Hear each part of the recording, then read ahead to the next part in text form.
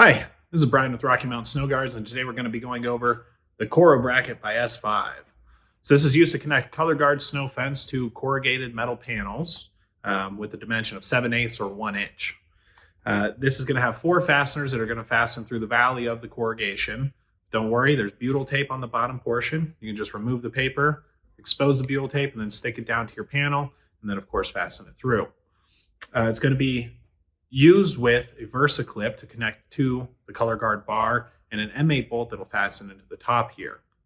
Every minor box of these is going to come with S-5's installation instructions. This is going to go over just helpful installation tips, very useful. If you have any questions, feel free to reach out to us. Our email address is info@rockymountainsnowguards.com.